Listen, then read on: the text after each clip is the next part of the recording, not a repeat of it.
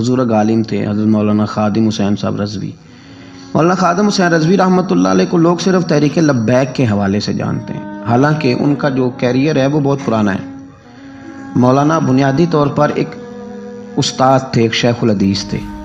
ان کا جو بیسک کارنامہ ہے وہ یہ ہے کہ وہ درجنوں نہیں سینکڑوں علماء کے استاد ہیں، سینکڑوں علماء کے، یعنی میں نے سوچ سمجھ کے لفظ کہا، انہوں نے سینکڑوں لوگوں کو رسول اللہ کا دین پڑھایا ہے، اور ان کے اب شاگردوں کے شاگرد بھی مدرسوں میں پڑھاتے ہیں۔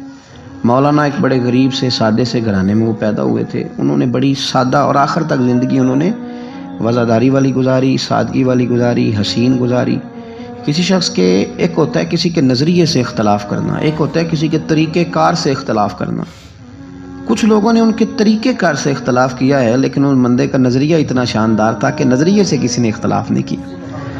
لوگوں نے یہ ضرور کہا کہ یہ فلانی بات اس طرح ہو جاتی تو ٹھیک تھا، لیکن یہ سب نے کہا کہ بندہ بات ٹھیک کرتا ہے۔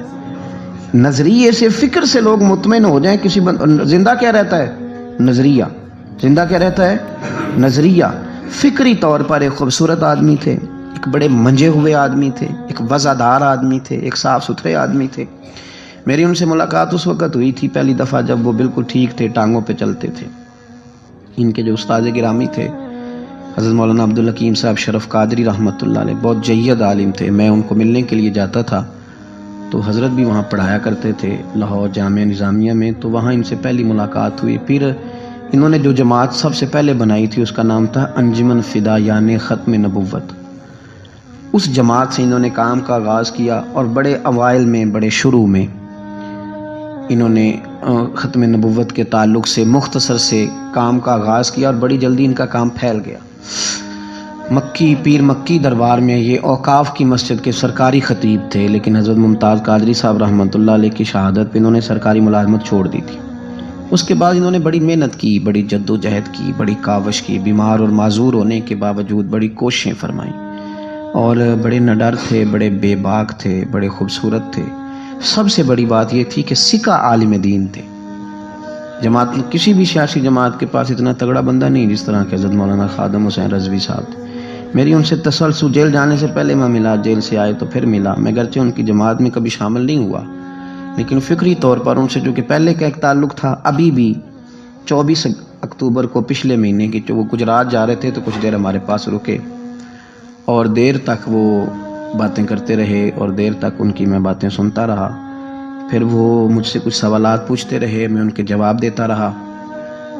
پھر اچانک جو ہے وہ کچھ دن پہلے خبر ملی کہ ان کا طبیعت ان کی بڑی علیل ہے۔ میں نے تیمارداری کے لیے کچھ ان کے جو قریبی لوگ تھے ان سے رابطہ کیا، بتایا کہ آپ ٹھیک ہیں، آپ تھوڑے بیمار ہیں۔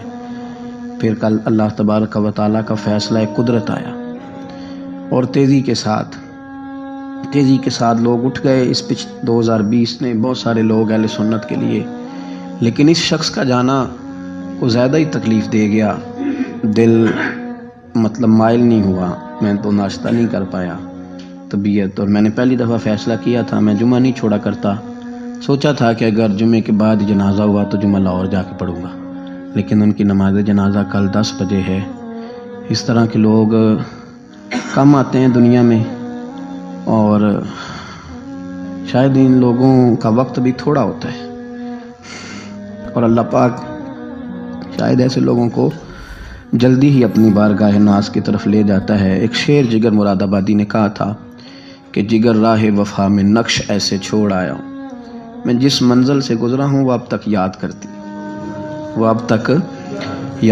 ہے۔ اور مجھے نا ایک دفعہ کسی شخص نے کہا کہ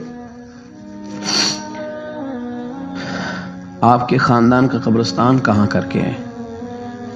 لوگ لکھنے والے جو لوگ ہوتے ہیں وہ پوچھتے رہتے ہیں کہ اس بندے نے کیا وصیت کی ہے، تحریری والے لوگ۔ تو میں نے انہیں کہا کہ قبر بھی بانی جائے گی۔ تو مجھے کہنے لگے کہ کس طرح کر کے پتہ چلے گا؟ تو میں نے کہا تے اکھاں جدوں میٹیاں تے پھر زمانہ مینوں روے گا، اپنا تے اپنا بیگانہ مینوں روے گا، تے جدوں نہ میں دسیا میں خارا نوں میں خانے وچ، پھر جام ٹوٹ جان گے میں خانہ مینوں روے گا۔ کئی لک لک رون گے تے کئی بک بک رون گے، گلیاں دا یانا تے سیانا۔